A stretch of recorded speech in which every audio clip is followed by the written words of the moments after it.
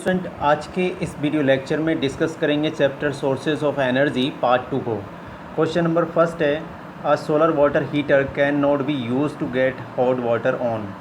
यानी जो solar water heater होता है उसका आप यूज़ नहीं कर सकते हैं यदि सन्नी डेज़ यानी बहुत तेज़ धूप के दिन में या फिर क्लाउडी बादल छाए होते हैं तब नहीं कर सकते। ऑप्शन सी है आ हॉट डे गर्म दिन में, ऑप्शन डी है विंडी डे हवा वाले दिन में। तो स्टूडेंट यहाँ पे जो सही ऑप्शन होना चाहिए वो होगा क्लाउडी डे में, ठीक है, जब बादल छाए रहेंगे तो हम यूज़ नहीं कर सकते। ऑप्शन बी जो होगा करेक्ट होगा। आगे बढ़ते हैं, क्वेश्चन नंबर 2 आपके सामने है, विच of the following is not an example of biomass energy. यानी इसमें से बायोमास एनर्जी यानी जीवित से जो एनर्जी मिलती है वो उसका एग्जाम्पल नहीं होगा। स्टूडेंट वुड प्लांट होते हैं, लिविंग्स हैं, गोबर गैस मैथनोजन बैक्टीरिया होते हैं, ठीक है, लिविंग है, और कोल भी प्लांट्स के से ही बना होता है, ठीक है, लिविंग से बना होता है, लेकिन न्यूक्लियर एनर्जी नहीं होती है। तो यानी यहाँ पे हमारा जो आंसर होना चाहिए वो आंसर सी जो होगा बिल्कुल सही होगा, राइट। अब बढ़ते हैं हम नेक्स्ट क्वेश्चन की तरफ। क्वेश्चन नंबर 3 आपके सामने है, ठीक है।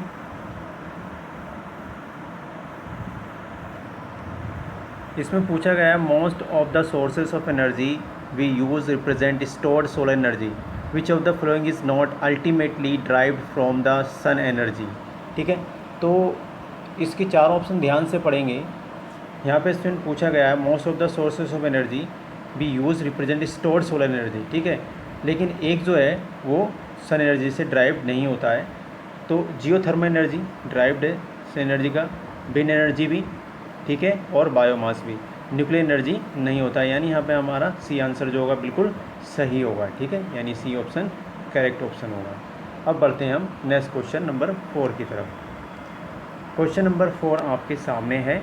इसमें पूछा गया है, how many numbers of neutrons are released in a fission of uranium 235। अगर यूरेनियम 235 को आप तोड़ेंगे तो यहाँ पे पूछा गया है न्यूट्रॉन्स का नंबर कितना होगा। काफ़ी इम्पोर्टेंट क्वेश्चन है ये, ठीक है। तो स्टूडेंट यहाँ पर सही आंसर होगा आपका, पहले आप चारों ऑप्शन देख लेंगे, 2, बी ऑप्शन में 1, सी ऑप्शन में 4 और डी ऑप्शन में है 3, ठीक है। तो स्टूडेंट यहाँ पे हमारा जो सही आंसर होगा वो होगा 3। Uranium 235 atom absorb neutrons and fission into 2 new atoms, ठीक है, 2 नए एटम्स बनाते हैं। तो यहाँ पे हमारा जो आंसर होगा वो 3 जो होगा बिल्कुल सही होगा। अब बढ़ते हैं हम नेक्स्ट क्वेश्चन नंबर 5 की तरफ। काफ़ी इम्पोर्टेंट क्वेश्चन है 5 भी। The term black gold is used for. Black gold जो शब्द है ये किसके लिए यूज़ करते हैं, डायरेक्टली आंसर पर जाएंगे, पेट्रोलियम के। Black gold is informal term for all the petroleum black because it is appearance when it comes out of the ground, ठीक है। तो इसको हम बोलते हैं पेट्रोलियम, यानी हमारा ये ऑप्शन होगा बिल्कुल सही। अब बढ़ते हैं हम आगे। क्वेश्चन नंबर 6 आपके सामने है, blue colour of the blue zone of the candle is due to the combustion of, है ना, यानी जब हम कैंडल को जलाते हैं तो ब्लू कलर आपको दिखाई देता है, ये किस वजह से ब्लू कलर आता है। यहाँ पे हमारा सही आंसर होगा कार्बन मोनोऑक्साइड, ठीक है, डी ऑप्शन होगा बिल्कुल सही। आगे बढ़ते हैं क्वेश्चन नंबर 7 की तरफ। विच of the following is not an example of biomass energy sources, यानी बायोमास एनर्जी सोर्सेज का एग्जाम्पल नहीं है। तो डायरेक्टली जाएंगे student atomic energy, repeat question है, ठीक है। आगे बढ़ते हैं क्वेश्चन नंबर 8 की तरफ। Which country is called the country of the winds. हवाओं का देश कहा जाता है स्टूडेंट, डायरेक्टली आंसर पर जाएंगे डेनमार्क, ठीक है, ऑप्शन नंबर सी बिल्कुल सही होगा। आगे बढ़ते हैं question number 9। Artificial satellites and space probes mainly depends upon the source of energy, यानी आर्टिफिशियल सैटेलाइट जो भेजे जाते हैं ये मुख्यतः किस पर डिपेंड करते हैं। काफ़ी इम्पोर्टेंट क्वेश्चन है ये भी। तो चारों ऑप्शन ध्यान से आप पढ़ेंगे और फिर बताएंगे।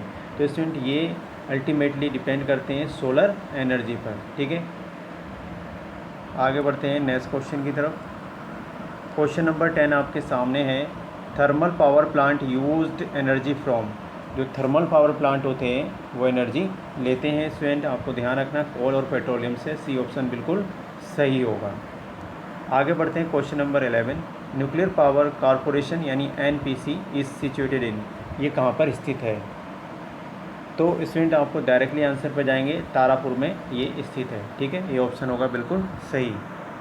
आगे बढ़ते हैं क्वेश्चन नंबर 12 की तरफ। क्वेश्चन नंबर 12 में पूछा गया which has a lowest ignition temperature, यानी जब उसको जलाते हैं तो कौन सा सबसे कम टेम्परेचर इग्निशन टेम्परेचर को रखता है? तो कम इग्निशन टेम्परेचर को रखने वाला जो है वो एलपीजी होता है, liquefied petroleum gas. Ignition temperature की अगर बात की जाए तो हाईली इन्फ्लेमेबल चीज़ों को आता है जो ज़्यादा जलती हैं। ठीक है, क्योंकि एलपीजी ही इन्फ्लेमेबल इग्निशन टेम्परेचर को रखती है, ये जल्दी जल जाती है, यानी बी ऑप्शन बिल्कुल हमारा सही होगा। क्वेश्चन नंबर 13 आपके सामने है। The glass cover use in solar cooker helps to have the effect in it, यानी यहाँ पे ब्लैंक जो जगह है इसमें आपने भरना है कि यहाँ पर क्या आएगा इन चारों ऑप्शन में से। तो स्टूडेंट यहाँ पे आएगा ग्रीन हाउस। ठीक है, इफेक्ट इन अर्थ। आगे बढ़ते हैं क्वेश्चन नंबर 14 की तरफ। An alpha particle is nothing but a, तो यहाँ पे आपने अल्फ़ा पार्टिकल के बारे में बोलना है। तो अल्फ़ा पार्टिकल एक चीज़ नहीं है, तो आपको ध्यान रखना है ये हीलियम न्यूक्लियस नहीं होता है, यानी डी ऑप्शन जो होगा हमारा बिल्कुल सही होगा। आगे बढ़ते हैं नेक्स्ट क्वेश्चन नंबर 15 की तरफ। विच component of sunlight facilitates the drying of clothes, है ना? तो कौन सा कंपोनेंट ड्राइंग ऑफ क्लॉथ्स के लिए हम करते हैं? तो यहाँ पे आप बिल्कुल सही आंसर देखेंगे, चार ऑप्शन पहले आप ध्यान से पढ़ लेंगे।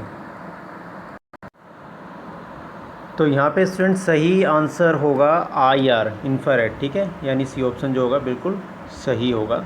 तो आज के क्वेश्चन यहीं तक, बाकी के नेक्स्ट क्वेश्चन हम नेक्स्ट वीडियो में डिस्कस करेंगे।